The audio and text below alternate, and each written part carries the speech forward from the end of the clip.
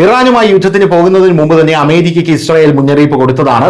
ഈ കാര്യവും പറഞ്ഞ് അമേരിക്കയും ഇസ്രായേലും തമ്മിൽ ഒരു വിള്ളൽ വന്നു എന്നുള്ള റിപ്പോർട്ടുകളും നമ്മൾ കണ്ടതാണ്.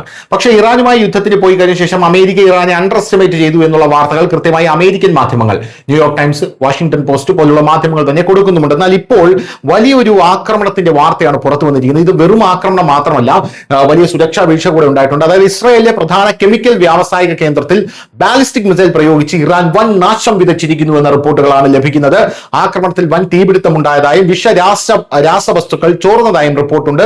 ചോർച്ചയെ തുടർന്ന് ജനാലകൾ അടച്ചിടാൻ ഇസ്രായേൽ ഉടൻ തന്നെ അവിടെയുള്ള ജനങ്ങൾക്ക് നിർദ്ദേശം നൽകിയിട്ടുണ്ട്. രാസവസ്തു ചോർച്ചയുണ്ടെന്ന് സംശയിക്കുന്നതിനെ തുടർന്ന് സുരക്ഷാ ഏജൻസികൾ അതീവ ജാഗ്രത പുലർത്തുകയാണെന്നുള്ളതാണ് മറ്റൊരു പ്രധാനപ്പെട്ട കാര്യം. മാധ്യമ റിപ്പോർട്ടുകൾ പ്രകാരം തെക്കൻ ഇസ്രായേലിലെ നിയോത് ഹൊവാബ് വ്യാവസായിക മേഖലയിൽ ഇറാൻ മിസൈൽ വിക്ഷേപിക്കുകയായിരുന്നു. ഇത് വൻ തീപിടുത്തത്തിനും കാരണമായി. ആക്രമണത്തിൽ രാസവസ്തു ചോർന്നതായി സംശയിക്കുന്നതിനെ തുടർന്ന് സുരക്ഷാ ഏജൻസികൾ അതീവ ജാഗ്രതയിലാണ്. നിയോത് ഹൊവാബ് ആക്രമണത്തിന്റെ നിരവധി ചിത്രങ്ങളും വീഡിയോകളും പുറത്തു വന്നിട്ടുണ്ട്. പ്രദേശത്ത് നിന്ന് പുക ഉയരുന്നത് കാണുന്നുണ്ട്. ഇവിടെ ജനങ്ങൾ വലിയ ഭീഷണിയിലാണ് എന്നുള്ളതാണ് ഇസ്രായേൽ മനസ്സിലാക്കുന്ന ഒരു കാര്യം. അതുകൊണ്ട് തന്നെ ജനങ്ങളെ എത്രയും പെട്ടെന്ന് ഒഴിപ്പിക്കാനുള്ള ശ്രമങ്ങളും അവിടെ നിന്ന് നടത്തുന്നുണ്ട് എന്നും നമുക്കറിയാനായി സാധിക്കുന്നു.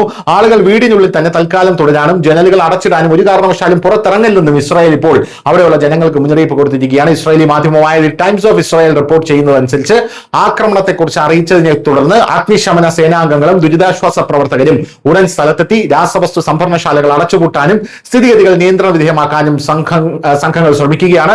ഇതുവരെ ആർക്കും പരിക്കേറ്റിട്ടില്ല എന്നുള്ളതാണ് ആശ്വാസകരമായിട്ടുള്ള ഒരു കാര്യം. പ്രദേശത്തെ ജീവനക്കാരെ ഉടൻ തന്നെ സുരക്ഷിതമായ സ്ഥലത്തേക്ക് കൊണ്ടുപോയി. പ്രദേശത്ത് താമസിക്കുന്നവരോട് വീടിനുള്ളിൽ തൽക്കാലം തുടരാനും വാതിലുകളും ജനലുകളും അടച്ചിടാനും സർക്കാർ നിർദ്ദേശം നൽകിയിട്ടുണ്ട്. നിയോത് ഹൊവാവിൽ അപകടകരമായിട്ടുള്ള രാസവസ്തുക്കളുടെ ഉത്പാദനമാണ് നടക്കുന്നത് എന്നുള്ളതാണ് മറ്റൊരു പ്രധാനപ്പെട്ട കാര്യം. അവിടെയുള്ള ഭീകരമായ ആക്രമണത്തിന്റെ ചിത്രങ്ങളും വീഡിയോകളും സോഷ്യൽ മീഡിയയിൽ ഇപ്പോൾ തരംഗമായി തുടരുകയാണ്. News desk news India Malayalam.